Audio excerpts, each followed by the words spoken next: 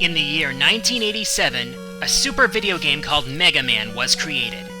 Capcom created Mega Man to satisfy the desires of gamers for something fresh and new. Featuring solid non-linear platforming, tight controls, and some great bosses, it soon became a sleeper hit. But little did they know it was just the beginning of a legacy that has lasted 25 years, spanning many games, several spin-offs, cartoons, comics, and of course, countless fans. And to celebrate Mega Man's 25th anniversary, I hereby welcome you to my biggest countdown ever. One of the defining features of a Mega Man game are the Robot Masters, and I'm counting down not 10, not 15, not even 25, but my 50 favorite of these bosses.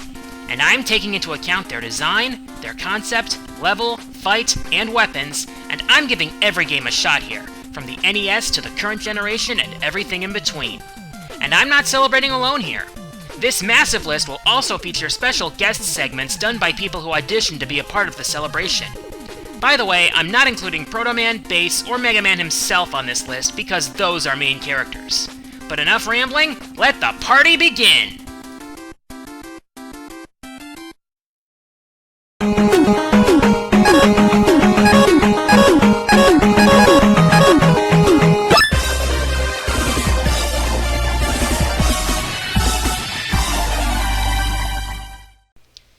Mega Man 3's Robot Masters run the gamut from bad, to good, to downright awesome.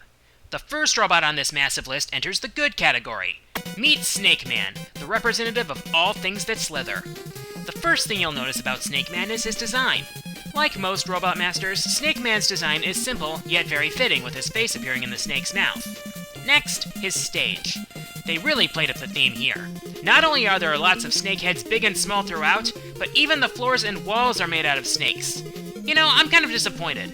Why weren't the ladders made out of snakes too? I mean, if it's worth doing, it's worth overdoing. And the one section that does feel out of place is the sky section with all those cloud platforms. As for the fight, Snake Man will run and jump around the room and occasionally launch his snakes. The challenge here comes from the layout of the arena, because it can sometimes be hard to find the right place to jump over him. Once you beat him, you get the Search Snake, which is a snake-shaped projectile which can crawl up walls. I personally find it a bit awkward, but it does have its uses.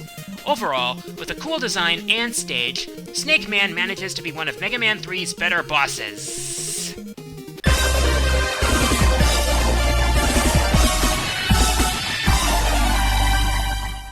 The way I see it, Mega Man 7 gets a lot of undeserved hate.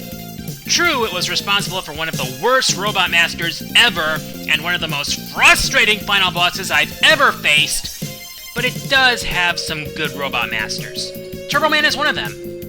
First thing I like about him is his design. According to the Robot Master Field Guide, Turbo Man was built from parts of Wily's old car. As such, he's able to transform into a car at will. Yeah, he's built for speed. His stage is cool too, taking place in a garage with enemies like traffic cones, bots that shoot tires, and a mini-boss that's a friggin' truck. And then there's the flame jets that can do some serious damage. In fact, some of them are one-hit kills. During the fight, he'll try to ram into you in vehicle form and assault you with his Scorch Wheel, which will cause continuous damage if it hits. His timing varies in car mode, so you need to time your jumps carefully or you will get sent into the wall. As for his weapon, the Scorch Wheel sends a ring of fireballs at enemies. It can be effective, but it is a bit of a slow starter. Still, Turbo Man is one well-oiled machine, but one that the Karzars would have a field day with.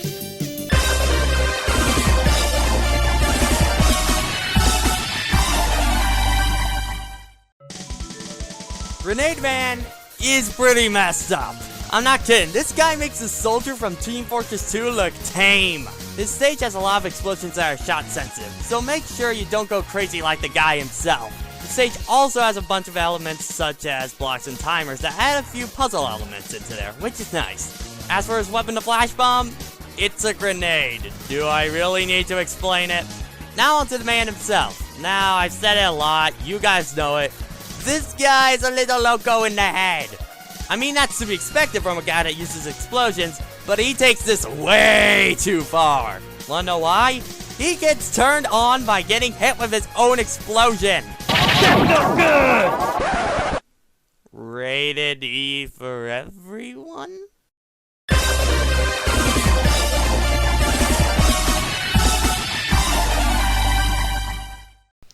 At number 47, we have the first boss on the list from Mega Man 5, Crystal Man. This Robot Master was created from raw crystals mined by Wily to create artificial crystals. Why, you may ask? Simple. Money, I got the money. Anyway, his stage is one of the prettiest in the NES games. Nearly everything is made out of crystal. The ground, the spikes, hell, even the ladders. There are even pipes which drop crystals, and even Crystal Joes. Hell, even the music lends itself to the theme, as it well should. This can be a pretty tricky stage, especially if you're trying to get the beat letter here. The fight itself is pretty fun.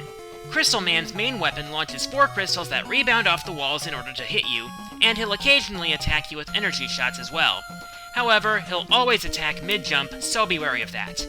Once you beat him, you'll get the Crystal Eye, a large crystal that splits into 3 upon hitting a wall, and these smaller crystals can rebound off surfaces as well. Cool motif, good fight, and a good weapon make Crystal Man one of Mega Man 5's better Robot Masters. And did I mention he has an interest in fortune-telling? Heh, screw Miss Cleo, give me Crystal Man's number! On second thought, let's go to number 46.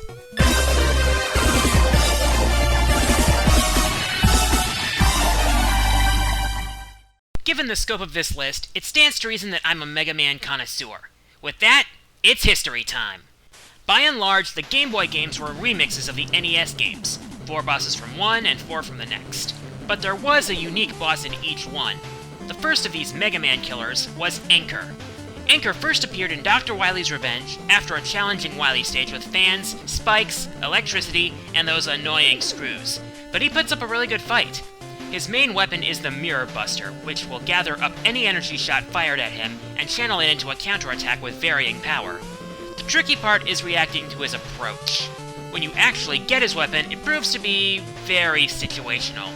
It only works when struck by a projectile. As for his design, it's pretty cool, derived from Japanese sensibilities. His name is actually derived from enka, a genre of Japanese music. I love these kinds of references. So yeah, this is a very unique boss, and you don't even need a Game Boy to fight him. You can just get the Time Attack DLC stages in Mega Man 10.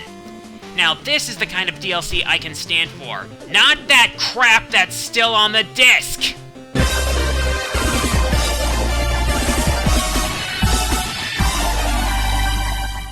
Four entries after that one game a lot of people consider the best, we have one of the greatest Robot Masters in the Mega Man series, YAMATO Man.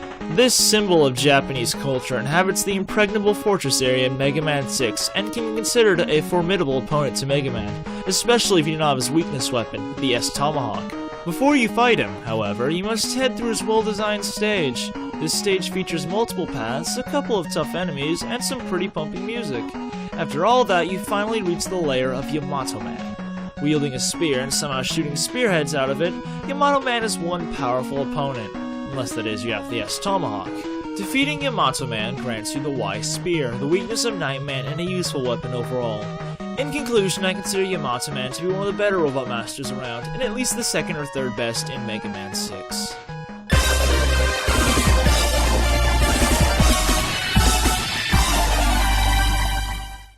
If there's one word to sum up Skullman for Mega Man 4, it's badass. Also bones. Lots and lots of bones. Anyway, Skullman is just freaking awesome. I mean, the dude has a picture of a skull on his helmet, which is also shaped like a skull. That's amazing. But Skullman has more going for him than just a badass design, mind you. His stage is pretty awesome too. It's not like most other stages in Mega Man, as on multiple occasions throughout it, there are multiple paths to go on. this wasn't something we had really seen in Mega Man before, which is something I really admire. The stage is also a joy to play through, being challenging, but still remaining fair and fun. The design is fantastic, the bones everywhere, the great music, and the overall tone of the level, I love it! The fight with Skullman is awesome as well. Throughout the battle, it maintains the balanced level of challenge, with his pattern not being too erratic, but not too predictable either. And for some reason, I always liked his weakness. His weakness is the dust crusher. You know, like dusting off fossils. Pure genius. And yeah, his weapon kinda sucks, but at least it's a decent barrier weapon and isn't completely useless. So, overall, Skullman is just plain awesome. Although, you gotta wonder where all those bones came from. I mean, the entire stage is made of bones, the enemies are made of skulls, and throw bones. Skullman has a skull on his head, and summons little skulls as shields, and Mega Man also uses skulls. Oh God! Oh God! He ripped the bones, he decapitated, he uses them as shields, and Mega Man uses... Oh God! Oh God! He killed all those people, and what if I'm next? Run! Run for your lives! Skullman's coming! He's coming!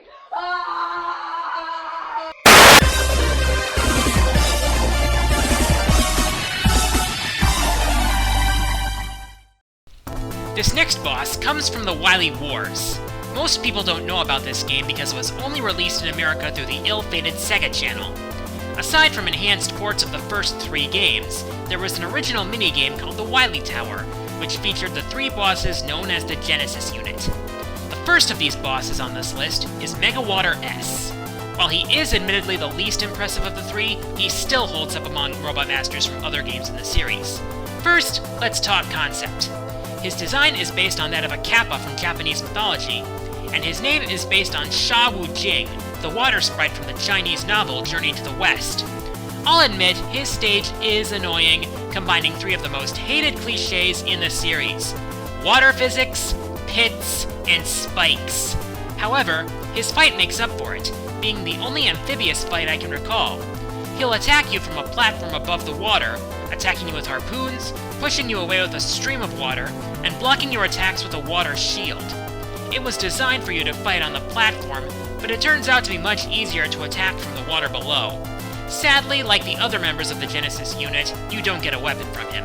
But that doesn't really matter since you can use any weapons you want in the Wily Tower. Overall, Mega Water S has a great design and a great cultural reference. Just not a great stage.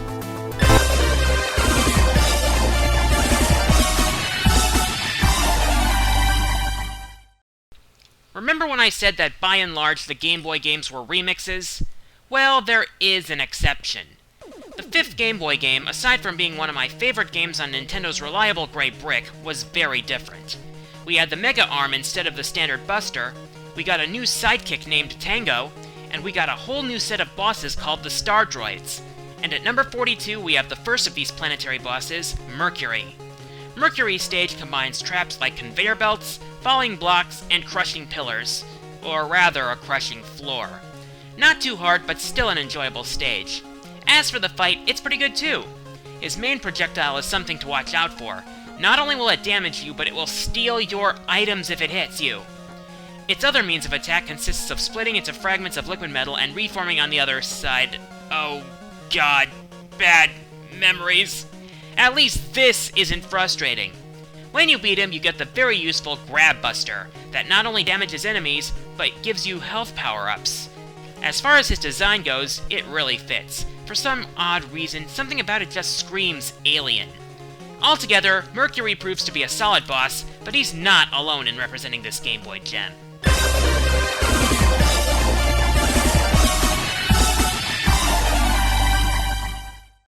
When I talked about the memories I had with Mega Man 2, that was pretty much nostalgia talking. In truth, that game is kind of overrated. It's not bad, but even I can't ignore that it has some glaring flaws. The dreaded trio of Heatman, Airman, and Woodman, and the final boss were just 2 examples. Crashman, on the other hand, is one of the game's better bosses. First, let's take a look at his design. 2 words. Drill arms. That is one slick design. His stage is okay for the most part. It's vertically oriented with lots of ladders, and its main gimmick is these platforms that run on a track while tellies close in on you. The later ladders feature those pippies that drop eggs that make you thankful that you have those uber-broken saw blades of doom. When you finally get to Crashman, you're treated to one fast-paced fight, in which Crashman will jump around and pepper the ground with his bombs. You should be fine if you keep moving. And the Crash Bomber is a godsend. It sticks to walls and can break certain barricades, and is absolutely required to be that goddamn blue beam trap in Wily Castle 4! Yet another reason that Mega Man 2 is not the best game in the series. Hey, if you're surprised now, just wait until the later parts of this list.